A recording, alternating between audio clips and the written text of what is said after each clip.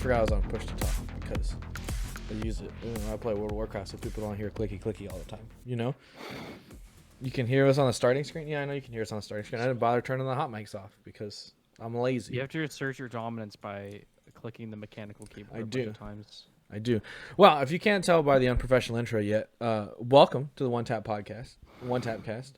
I'm your host, Solemn FPS. Joined with me today is Rumz. Rumz, how you doing today? Hi guys, how are we?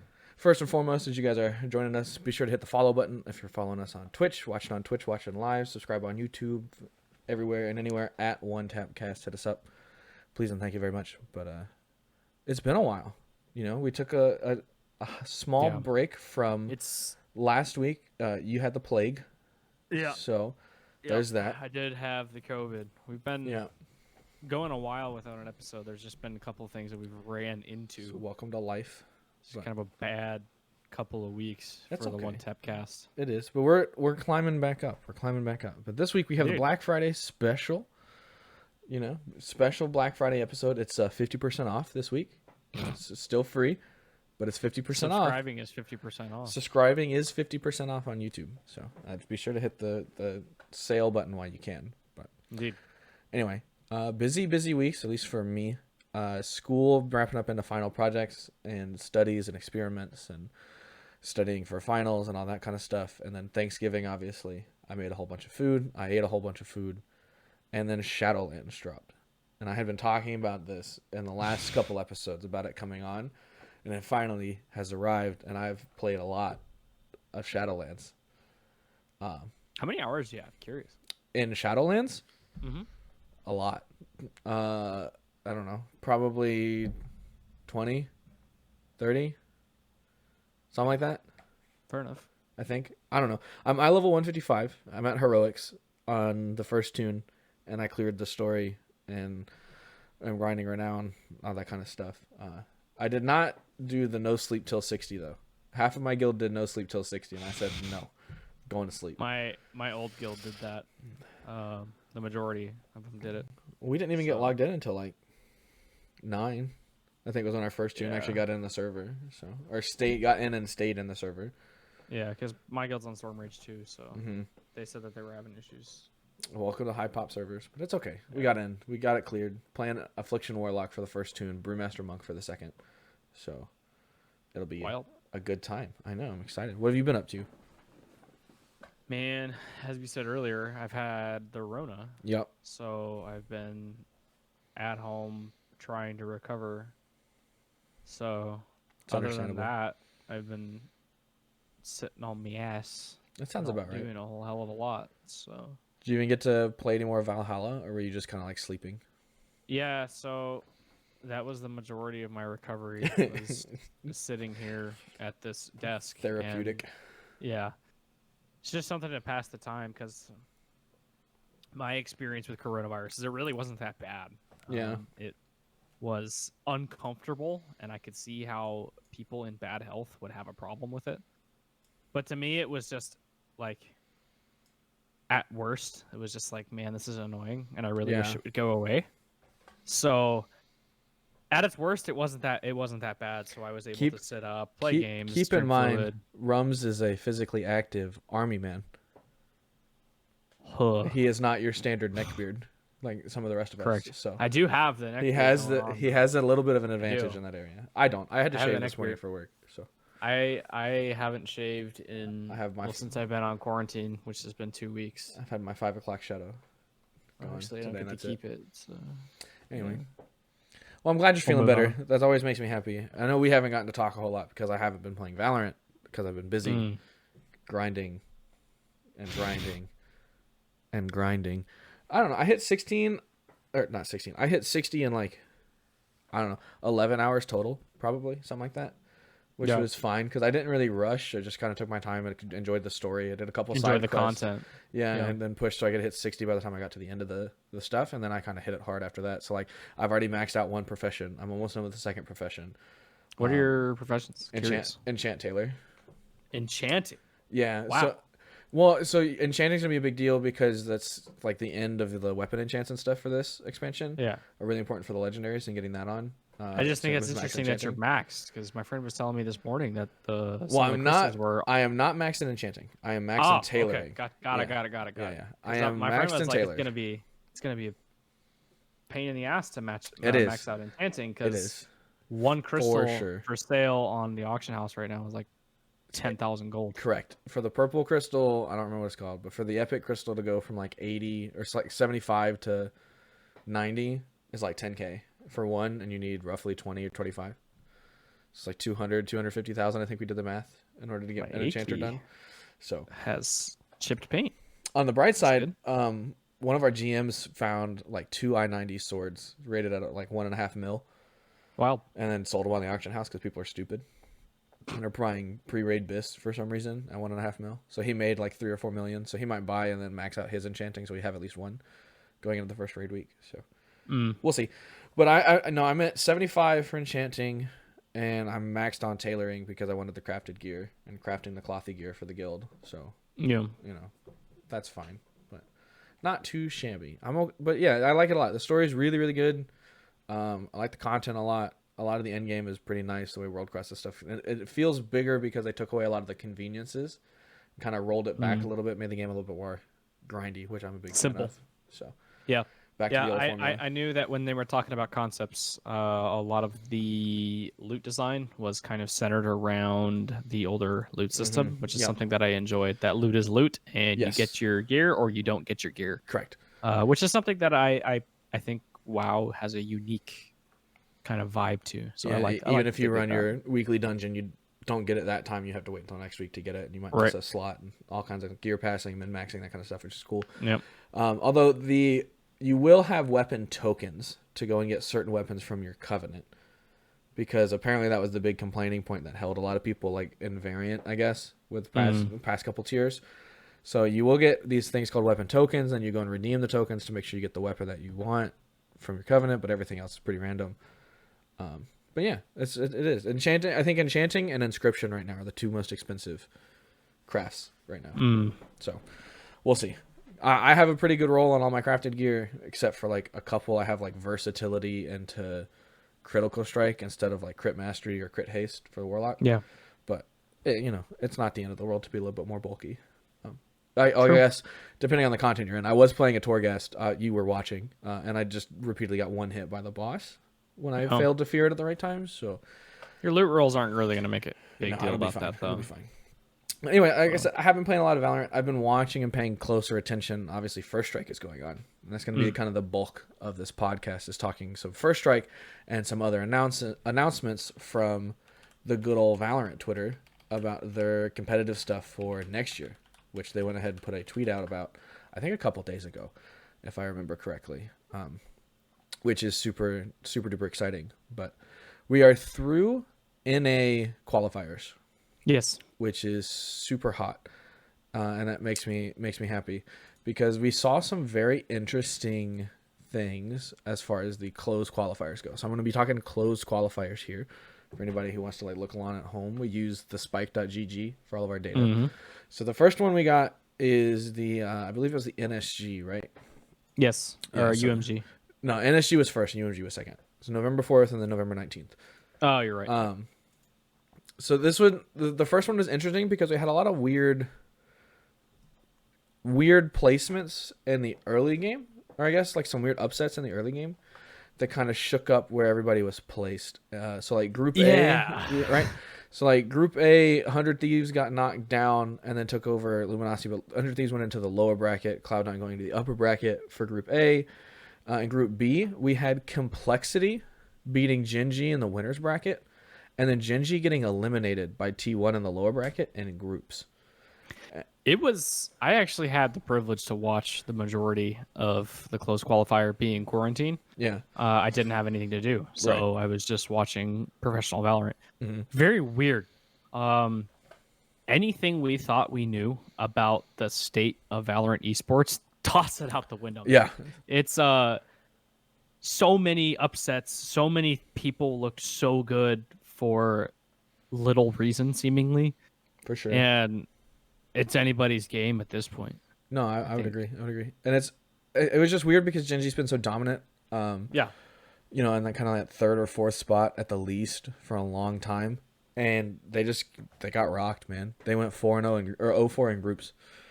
Yeah. Well, not 0-4. They beat Equinox, but in the upper right they went 0-4, which was interesting against two teams they've historically done really well against. T1 kind of stepped it up too, which was nice. Kind of Scoodoodle playing on point, team kind of starting to mesh more together again, which is really cool to see. Group C, Sentinels taking the top bracket, Envy taking the lower bracket. That's not really that surprising. Dignitas played pretty well. They lost against Sentinels, to be expected. They did really good against Spot Up, and they had some really close games against Envy for a little while, and then Envy kind of ran away once they got a lead, which was the story of the bracket. TSM and Renegades taking it in the Group D bracket, which honestly was the easiest bracket, which was weird because of how everything was seeded. You know, the seeds were kind of weird. And then in the, we'll get to that. We'll get to that later. This is the top end bracket. So that's kind of our initial thought process out of here. And going into this tournament, my favorites for the tournament were Cloud9 and 100 Thieves. That's what I said. Yeah. When And we I talked think about mine the were, I think it was TSM and 100 right. Thieves. Right. Yeah. So in Maybe the CNM, I don't in the remember. beginning of this playoff bracket, right, we have Cloud9 versus Renegades. Cloud9 lost 0-2 against Renegades. I didn't even know Renegades knew how to play the game. I didn't either, bro. Like, I really I know didn't. they had a team, but really, you know, like I just hadn't seen them perform. And they played against Envy the next round. They won a game and then just got rocked. Like, Yeah. Envy's kind of enveloped this interesting style of play where they play a lot like the European teams. They play with a lot of adaptation and reaction in mind. In the way that they play. So in a best of 3 or best of 5, they're really, really strong because like once they figure you out, it's just downhill. You know, if you can't catch them off guard, you're just going to lose. That's what they exhibited that whole time. And as far as the Envy goes in their games. And then the lower bracket, or not the lower bracket, sorry, Sentinels beating T1, knocking them out 2-1. T1 almost taking that set, which was really cool. And then 100 Thieves just kind of clapped TSM. Yeah. They just kind of 2-0 TSM like yesterday's biscuit, you know. It was weird. it was pretty well thought, which is something that gave me a lot of respect for 100 Thieves because it 2-0 isn't really the tail of the tape for that set. Because it was round to round hard fought through and through. For sure. Which was something that made me gain a lot of respect for 100 Thieves as a team. It looks like they're really starting to come together as a team. Their younger players are starting to develop a bit of confidence, be that Asuna and Dicey. They're starting to get that level of confidence in a tournament type scenario where they can actually start to show off their, mechanical gifts, which is really nice to see. I like it. I like the kind of umbrella that 100 Thieves has crafted and created with these 3 really well-developed, seasoned, veteran minds. We've talked about that. They just get to pour into these young guns. Yeah, I think that was super, super smart because obviously Hiko can't play this game forever. Nitro is probably not going to play the game forever. They're gonna phase out a little bit, and this knowledge they get to impart onto Dicey and Asuna, and then phase in another set of people, or can pick up, wherever the rosters may change in 3 or 4 years. I think they have a really strong foundation to be a contender for the at least beginning lifespan of this esport, which I think was really smart on their part. It goes the same way with people like Sentinels and TSM. They picked up a lot of these seasoned minds and then tried to sculpt the raw talent around it, you know. And TSM plays a little bit more hot-headed than I would like to see them play. They don't play as calculated as I kind of wish that they would. They kind of rely a lot on raw individual talent instead of fusing together. But Sentinels and Envy has really good examples of team play and the way that this kind of works. Man, if TSM would just slow down and take their time, play a little more level-headed, they would be such a force to be reckoned with. But I think they're so raw right now. Yeah, I think they're wanting to play that as like their game, and they want to try to force other people to play their game, and it's just not working. Yeah.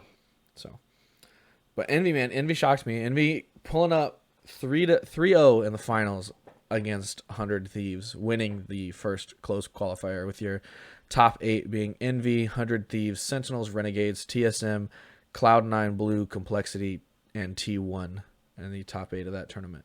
So awesome. Super good tournament. Go watch the VODs. Check it all out. The top 4 of these teams, so I gave you the top 8. The top 4 of those teams automatically advanced to the regional final for North America. So in that case, this is going to be Envy, 100 Thieves, Sentinels, Renegades, which is great for Renegades. They showed out. Wasn't expecting it. They came in as an underdogs. So awesome. Good news for them.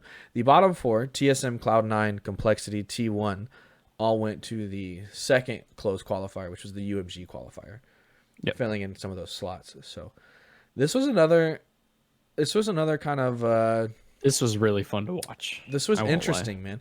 Their groups were strange because of how the teams folded in. They had to play, I think it was like 6. Did they play 16? No, they played 4-man groups. The bracket is kind of strange in my mind. So looking at the bracket they played when it happened, it looked very strange because you had powerhouses against powerhouses. Yeah. But the reason that was because there was such a weird close qualified group tournament 1. Yeah. That there was little choice but to pit powerhouses against powerhouses. I mean, you had to. Yeah, it was just weird. Just because how weird that first day played out, or those first 2 days played out. And so, so in Group A, very interesting to watch. Group A, we have the double elim groups. We have Cloud9 Blue, Space Station, Equinox, Luminosity, with Luminosity and Cloud9 Blue making it out of the Group A bracket. Interestingly enough, Space Station actually beat Cloud9 Blue in their first interaction, and then Cloud9 got the rematch 2-1. Space Station looked a lot better this tournament after getting to watch some of their VODs and some of the highlights and what they were doing, but I think they're still a little green, so to speak. Yeah, I had the opportunity to talk to the IGL Space Station Kaplan. Yeah. About how his team has progressed, and he said he's happy with where they're at. They obviously wish that they would have done better, right, in the losers bracket against C9, because we haven't gotten there yet. But we'll talk about them again. But happy that they were able to take a set against a powerhouse like C9. Their younger players are starting to come together for Space Station, that is. And he was just overall very happy, but still room to go. For sure. Group B, we had TSM, Energy, Andbox, and FaZe Clan. So TSM obviously they walked through the grand finals. They 2-1 Energy. Energy looked actually pretty clean in the first matchup, and the second match of the day. I was really happy with the way they performed. But the story of this Group B is FaZe Clan. 100%. FaZe Clan, from the first time that we saw them and being kind of a joke, with like 2 or 3 Overwatch players and some newbies kind of to what was going on, have refined themselves very well in their play style and their mechanics and the way that they're playing the game. I was really kind of proud of them. See them go, and move on. Like it was nice. It was a good feeling. It's like, yeah, FaZe Clan, way to go. Yeah, the casters great. were joking some of FaZe Clan's players, like Zachary. They were making fun of him for being a PUBG player. Yeah, and it was funny to watch these guys come in and kick some serious ass. So I did know that a lot of the Overwatch healers had really incredible aim, which you see with people like Raucus. Like Raucus's aim is nuts. He just needs a little bit more game sense and stuff built in. And then Baby Bay with an operator was really surprising. Like I know he played some hit scan in Overwatch. I got to watch some of his hit scan in Overwatch. I was like, oh, this kid's cracked. But in a more elegant game, like a tactical shooter versus the chaos of Overwatch, you really get to see the mechanics in place. And it's textbook, man. I think it's really good. I think we still need to see more from FaZe, in my opinion. I don't think that tournament is overtly indicative of how they play as a team. Yeah. Because most of their wins, not to tear down their success in the last tourney, but most of their wins were against some of the, I'd say, lower tier organizations. That's true. The only top tier organizations that they played, TSM, Genji, and you might count T1. They edged out a victory on T1. They had a 14-12 set on Ascent, and then map 2 on Bind. They were 13-4, so a little more decisive there. But yeah, they looked really strong on Bind. Their TSM victory, they lost in that last bracket 3-1. Yeah. So TSM won 3-1, and then they played TSM earlier, and they lost 2-0. So going up against some of the kind of the top four, top core four teams, Yeah. they fared okay on those maps. They won a good amount of rounds, but in the end, the margin was towards just the a little core bit too four. long. So yeah, I think they just need some more time. I Yeah. enjoy the direction that they're headed. I think greatness is coming to them if they just stick For with sure. it. I feel like there are a lot like what was it in Call of Duty? They were like America's team, right? They're like the red, white, and blue phase guys, right? They had like that whole stint for a little while in the CDL. And to me, the Phase Clan Valorant team is a whole lot like barbecue. They're slow cooking. They're marinating, getting ready. But man, when they're ready, it's gonna just smack. It's gonna be great. Yeah, I can't wait. delicious. It's gonna be peak, just peak. So, and I really hope we see them next year in the next tournament setting where they bring it up. I hope they stay together and keep playing. I think their roster is really good for what they're wanting to do, and really strong. So, Group C, we had Genji and Moon Raccoons. This was a really straightforward bracket. Not a whole lot to talk about. If Genji and Moon Raccoons didn't make it out of this bracket, I would have been upset. Personally, I didn't think any of the other teams kind of had a chance going into it. I think Genji came in kind of tenacious and ready for revenge, so to speak, on how they performed in the last tournament. So, and then Group D, we had T1 and Immortals.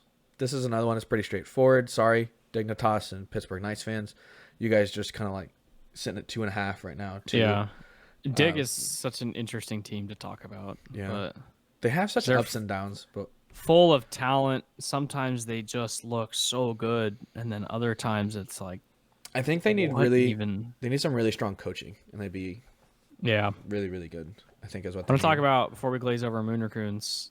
Those guys have a pretty damn good team put together for sure.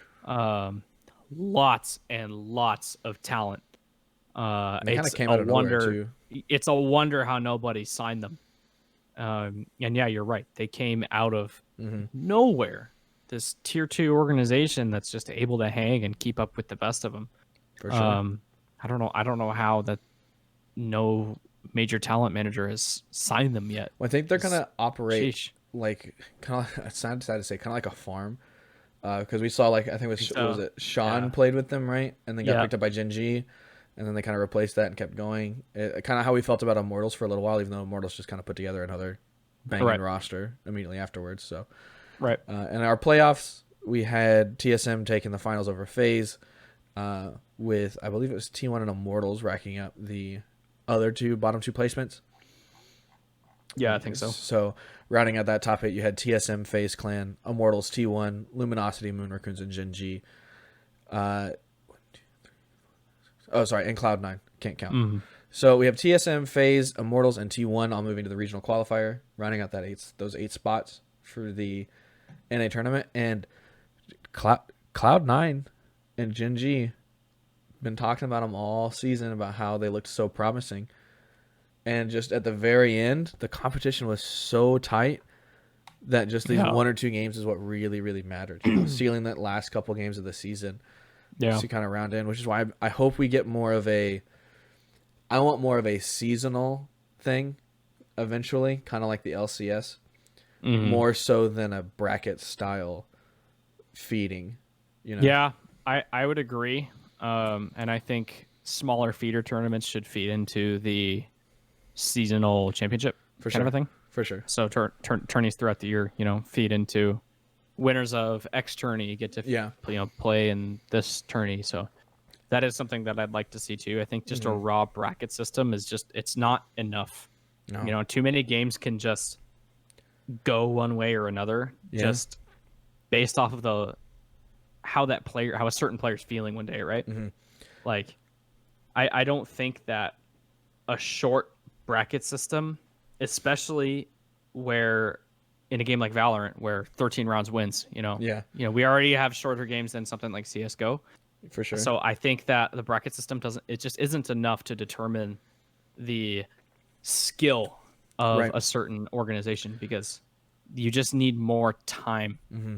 So I think smaller tournaments leading into bigger tournaments is probably their way forward. Well, so like my thing is with a bracket style system, the only game that matters is the last game. Yeah. It's the only game that matters is the last one that you played. It doesn't matter that Cloud9 took a whole lot more sets earlier in the season than FaZe Clan or Moon Raccoons. Yeah, and or they did too. Had these really strong performances all throughout. Or that Tens had the highest ACS throughout almost every single event that he played. Or, they might have had a better round differential than, T1 by the end of the tournament. The only thing that mattered is those last 2 games of the tournament. Yeah. And I'd rather see like a more traditional sports analogy where you play X amount of games, build up a round differential or a map differential, wins and losses, and you go, okay, well, out of this region, these teams made a cut, this team makes the cut, this team makes the cut, and we have, worlds. Yeah. I think that's a really great system where we or have a wild card nations and you can even wrap up like challenger tournaments, right, for those lower bracket teams that kind of pushed away in like a relegation system where the bottom, maybe in the NA Valorant League you have 8 teams and the top 4 make it into the championship bracket immediately, and the bottom 4 go into relegations against 4 challenger teams. And yeah, it's an I think 8-man bracket. That'd be a brilliant move. Yeah, and then you pull the top 2 and throw them in the tournament. Same thing for the other regions like EU and LATAM and Asia and so on and so forth. I think that'd be a good system. So yeah, I think that would be great. Hopefully we see something implemented like that in the future. So, one could hope. Let me see here. One could hope. What else do we got on the docket today? Well, I want to talk about the Champions Tour. Okay. That's what I want to talk about. I'm trying to find the link that I had because the link that I had like ready and prepared broke. And it's not going to where I want it to go. So professional. Cool. Here we go. Let's hope this one works. This one works. Excellent. So the Valorant Champions Tour is the next effort to grow the Valorant as a global esports. It's already global, but they want it to be bigger. They want it to be kind of the forefront of everyone's mind. They want you to think of it as a tier 1 esports. They want to think of it as rivaling CSGO and League and everything else. They want it to be that kind of forefront esport. So we have what's broken up for the 2021 into 3 tiers. You have Valorant Champions, Valorant Masters, and Valorant Challengers. So you have Valorant Challengers, that's the regional competitions, okay? And those people that win the Challengers get to qualify for Masters. Kind of like the way we've seen these close qualifiers into regional final for First Strike. And then the winners of the Masters, presumably, at least the winners, maybe the top 2 or something like that, will go on to the Valorant Champions, which is a global circuit or a global tournament where these people get to face off on our first ever international competition, which is really, really great, right? So the way this works is you have an open qualifier into 3 different Challenger weekends, okay? So you have Challenger Weekend 1, Challenger Weekend 2, Challenger Weekend 3, okay? And by competing in those and doing well in those, you can make it into the Challenger Final, okay? So this is 3 tournaments over 6 weeks, and the top 4 finish gets you to bypass the open qualifiers for the following event, and all of these filter into the Challenger Final, where the top teams from the Challenger Finals will qualify into the Masters tournament, which is later in the year. This is starting in January to December. We have different slots for different regions. So NA gets 3 slots, with the path being top 3. EMEA is 4 slots, the top 4. Brazil is 2. Korea is 2. Japan is 2. Southeast Asia is 2. LATAM is 1. And that would be for, the Masters qualifications for like the North America, I guess. So it's like a global tournament. Sort of. It's like split between the 2 major regions. Okay. I believe. And then you go on to qualify for the champions. And you have each of those challengers, right? There's 3 sets of challengers and 3 sets of masters. Will let you have circuit points, and these circuit points and the winners of the individual masters will qualify into a 15 team, the 15 slots of the champions bracket. Okay. The 16th sounds slot, pretty convoluted. It is pretty convoluted. You have to read it. I'll link the article in the description so everybody can kind of go in and read. I'm kind of glossing really quickly through this, kind of getting the high points. And so the last slot will have a last chance qualifier from the already qualified teams. Does that make sense? So that last little bit, somebody will be able to all be able to kind of fight, last ditch each other out to make an international tournament come together to battle it all out. in this kind of global thing. And the main thing that I'm excited for is international competition. Yeah. Europe's been talking smack. I don't know if you've seen it. Artists, G2 in general, talking bad about my boys over here on NACS. Man, I want to see him get decked. I want blood. I want to see it, man. I don't even know if we do that great. I know it'd be a slugfest between NA and EU, but it'll be great. It'll be such a good content in general, good entertainment value. Which is what I want. Content. Yeah, content. But that's kind of it, man. I'm excited for Valorant Esports. It looks really, really good. Up and up for sure. Even if you don't play Valorant, we have people that might tune in and are not big fans of Valorant or just here for general gaming conversation or whatever. Go watch it. It's so easy to understand this team is trying to kill this team and one team trying to plant the bomb, and that's how they win. And they go back and forth. And it's so easy to watch and get into as like a sport. Yep. That you don't need an in-depth understanding of jiggle peeking or shoulder peeking or stutter steps or whatever. Yeah. To really enjoy the game. You can just watch it and go, oh, dude, God, that guy just killed 4 people by himself. That's nuts. True. It's like, I don't know a lot about soccer, but I really enjoy the World Cup. It's that kind of deal. Yep. So the World Cup is excited. Amazing to watch. Yeah. I never been a soccer fan. To kind of get off topic for a sec, but never been a soccer fan. Right. But I was on deployment one year and the World Cup was on, and wow, was that fun to watch? Yeah, especially if you pick a favorite team. Like, so good. I like that team, and then you root for them. So the way that I watch fun. the World Cup is I pull for the U.S. Obviously, I'm from the United States. But as soon as we lose, which is like the second game, I will pick a new country and I will rep that country for like a week. Usually it's like Argentina or usually I just go for Germany. I go for like allies, so like England. Yeah, so I rooted for England. Like I think the whole time that they were, around in the World Cup. No, which that's understandable.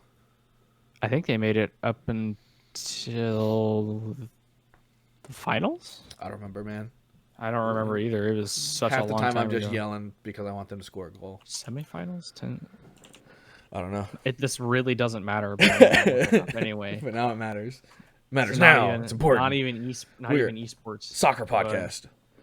Right. Yeah. Rebranding. Yeah. And other esports kind of general news. TSM Doublelift, I believe, has hinted or confirmed at this point that he's retiring from League. He's been playing for like 10 years, almost 10 years. Because he started when he was 17. I think he's like 25 now. So he's been playing for a while. So I don't know, man. It's interesting because when he announced that, it was right after Shadowlands dropped. And then he started to stream World of Warcraft. And so I'm like, coincidence? Probably not. Yeah. So for anybody who's curious or malding in the chat, because I can't remember who won the 2018 World Cup, it was France v Croatia. France won. England was in the semifinals. Yeah. So. Okay. That sounds familiar. But yeah, that's it for my league news. And I don't really watch any other esports currently because I've been playing Shadowlands and dotting people, playing Warlock. So it's kind of what I've been up to, man. Ripping death. General gaming, for some reason, all the GPU prices are now up. I went shopping, tried to go shopping for Black Friday sales, and the original GPU that I was looking at, it's like a 2060 Super, right? I was gonna buy a 2060 Super, like a 2070, and it was like 380, 390, and I was like, maybe I can save for this, and I get it on Black Friday if it goes on a good sale. Then I got on Amazon to check it out. Got on Newegg to check it out. It's like $600. That's wild. It's like, what? I think I paid around $400 for my 2060 Super. It's like this went backwards of what I'm supposed to be doing. This is not how Black Friday works or Cyber Monday works. Some retailers will mark up the original price of the item and then say that it's on sale. Yeah, and then go to Black Friday and be like, haha, no, it's actually $70 off, but in reality it's $20. No, it's just it colored me surprised, I guess. But anyway. Yeah, but I myself was gonna look at some Cyber Monday deals. Yeah, CPU. So I need to just buy more Christmas presents. For myself. No, not for myself. I stopped buying myself stuff in like November, so I can give people time to get gifts. True. And I have to like really hold out to not buy myself stuff, because I'll be like, oh man, I really need a new wrist rest for my keyboard. Buy. and then my Yeah. girlfriend will get mad and be like, "Oh, I gotta get you that for Christmas." And then I'm like, "Oh, I sorry." think my wrist rest came with my keyboard. That was how it was with Razer, but when I upgraded, sorry Razer, but when I upgraded to the Rip. Glorious Master Race keyboard from PC GMR, which is beautiful, beautiful service. You should go and check out all their products. You could sponsor me all you want to. Glorious PC Master Race. The keyboard it's great. It's fully hot swappable. It's customizable. Stainless steel backing. The switches are beautiful. The keys are beautiful. The lights work tremendously well. It just didn't come with a wrist rest. So I have to get one separately, which they have some really good ones on their site, which I'll probably end up getting to match anyway. Yeah. But other than that, man, it's been Thanksgiving. I ate a lot of turkey. I made a lot of food. You have a good Thanksgiving? Yeah. Excellent. I did. Excellent. Listeners, please let kinda us know if quiet. you had a good Thanksgiving. I want to know. Yeah. Truly. I truly want to know. Leave it in the comments. Leave it on Twitter at OneTapcast. Let us know. But these are kind of my big esports that I'm following right now, man. It's Valorant all the time. Warzone's got some like new stuff shaking up. I know Cold War's about to hit for Warzone. I can't get into competitive BRs. I think that it's whack. Sorry if you play them and you think that it's a skill intensive thing. You're wrong. Because the whole thing the thing about BRs is, or especially like COD BRs, is COD in itself is not so much skill as much as it is other elements of positioning, Right. running, stuff like that. Because the gun's the gun. Mechanically, you're gonna hit your target eventually. It's just how many times can you hit your target before your target hits you. Exactly. And especially with BRs where you have that element of luck and RNG in it, where it has to decide where the next circle is going to be. For sure. Yeah, there's some skill involved in how you position yourself in relation to the next circle. That's it. But there's some aiming. Like there's some sick shots that are a lot of luck, but it's just, man, BRs, like, you can have some really intense squad matches, and then the one guy out on the right who thought that he was smart because he hid in the bush, or the team that hid the bush just comes in and wipes you after you're really good in skill intensive fight, just ruins all competitive understanding I have of why you play the BR as a competitive thing. It's fun to goof around on your friends, but as a pure competition, I don't think that it's a thing. But yeah, don't get me wrong. For it either. Cold War CDL, I'm there for it. I'm hyped. I'm ready to watch and catch some matches because that's going to be pretty good as far as I know. I'm excited. Especially because teams are now switching up. I think 100 Thieves actually just bought a slot in the CDL, the LA Thieves. Oh. Yeah, so they've bought a CDL slot for the LA Thieves. The Huntsmen disbanded. They sold their slot. And Optic is now owned by Hex, who's like trying to think about what they're doing. Because Optic's rebought the IP. Yeah, they just came back. So a lot of shakeups over there. A lot of roster shakeups over there. I'm excited. I haven't watched Call of Duty Esports in a long time, but I'm gonna give it a shot. I haven't watched it ever. You missed the glory days, man. Yeah. Black Ops through like Black Ops 2 Esports was just it was so great. So great. But anyway, that's all I kind of got, man. I'm ready to look at schoolwork or just trying to finish my Torghast run on WoW, or maybe I'll actually get around to playing some Valorant since I'm kind of done. I only need to do a Torghast run. I have to do it by Tuesday, so I might play some Valorant. If you, the viewer, are interested in playing some Valorant with us or any of our lovely cohorts over here, please be sure to use !Discord in the Twitch chat if you're here for Twitch, or you can find our Discord links in any of our videos or social media. It's all pinned. Come and join us. Come hang out. Live with us. Chat with us. Tell us about your life, your cats, your dogs. We'd love to hear about it. We'd love to play some games with you. No matter what you play, we probably got it. Yep. Seriously, come hang out. And as always, you can find us at OneTapcast. Find us streaming at OneTapcast on occasion when I have time. And you can find me at Solemn FPS on Twitter. I like to rant and rave and complain about stuff. You can find Rumz at Actual Rumz on Twitter. He likes to reply to my rants and raves and tell me why I'm wrong. And you can follow the show. Play devil's advocate. You can follow the show at OneTapcast. And as always, you guys have great games, and I'll catch you next time. See you later, guys.